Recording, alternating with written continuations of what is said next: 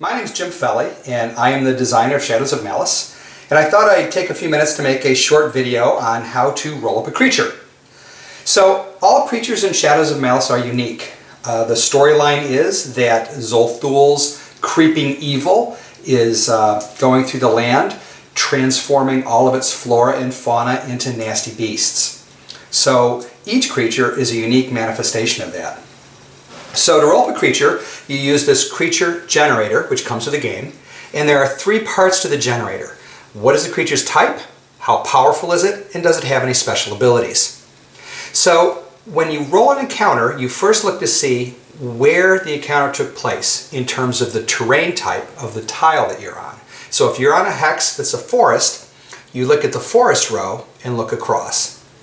Those are the types of creatures that are available in the forest. You roll a six-sided die to determine what kind of creature type you're meeting. The second step is to roll the creature's power. As the die roll gets bigger and bigger, the creature's power increases. From the weenie level, power level 1, to the guardian level, power level 4, and power level 5 is there just in case you bring in the big bad demon and he comes in at power level 5. Each power level defines a creature's to-hit ability, its additions to wounds, and its life tokens. The basic rule is take the power level and subtract 1 from it for its to hit and its wound capability, and double it for the life points the creature has. So a creature of power level 2, for example, would have twice that, 4 life tokens, and then subtract 1 from that, 1 and 1, 1 bonus to its combat rolls to hit, and 1d star additional wounds delivered.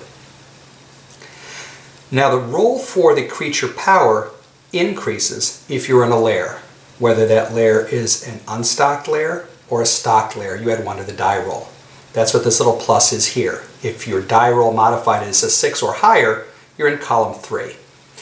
The guardian column is only for guardians, specifically and always. Now, Zolthul, or the Shadows, if they come in at high enough power level, may reach power level 4, in which case you would use the Guardian column. But for regular encounters that you would have, you simply roll the die and would either be power level 1, 2, or 3. The next roll is for creature abilities. Again, you roll a d6, and you get either 0 abilities, 1 ability, or 2 abilities. These are those nasty things like poison, or armor, or being a wraith form.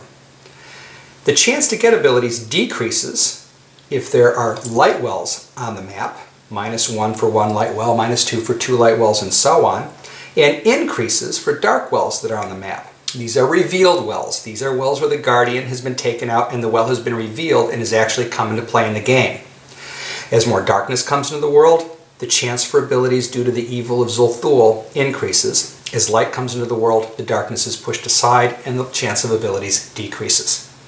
So let's say I'm going to roll up a creature, and let's say that the creature is in a desert. So I'm in a desert hex, I meet a creature, and I roll. And the first thing I roll is what type is it? And I roll a 3. So desert with a 3, it's a sectoid. That's a spider or an insect, an arachnid, an arthropod, something of that nature. That's described in the rule book.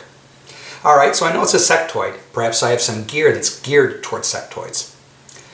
Now look at the creature's power level, and let's suppose it's in a lair, so I'm going to add 1 to the die roll. And I roll it, and I roll a 1. Well, plus 1 is a 2. It's a weenie. It's a power level 1 creature. It has no bonuses to its attack ability. Does no additional wounds, so when we have combat, and if it hits me, it just gives me the normal 1 wound, and it has 2 life tokens. Now we roll for abilities. So I roll this again.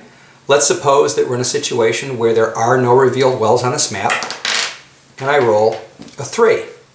A 3, no creature abilities. It should be easy to squash this bug. Now that's one way to roll up a creature. The other way is to do it all at once and just say, look, I've got 3 die. I'm going to use the little die for the creature's type. I'm going to use the big die for its power. And I'm going to use the black big die for its abilities. So I can roll all 3 at once. And I roll a 4, 3, 2. So in the desert, it's a 4. I've got an avian. I've got a 3 plus 1 because it was in a lair. That's a 4, so it's a power level 2 creature. It has 4 life tokens. It gets +1 to its combat rolls, and it does 1 additional D-star wound to me if it hits me, and I roll a 2, no abilities. Let's roll up another creature, and let's say this one's in the mountains. Same thing, a 2 in the mountains. It's a Terravan, a creature of earth or stone or gem. Power level 1, 1 + 1 is 2, so it's still a power level 1, no abilities. I'm rolling up weenies today. All right, let's see if we get a good one. This one's a little bit more interesting. Whoops, that was a 5. So I roll up a 1 for the creature type. Let's say it's mountains again. It's a Terravan. A 3 + 1 because it's in a lair is a 4. It's a power 2 creature. And a 5 means it's got 1 ability. So I would go to the ability trove, draw a random card, and that would be the ability that the creature has. So that in a nutshell is how to roll up creatures in Shadows of Malice. And I hope that that serves you well. Happy gaming, everybody.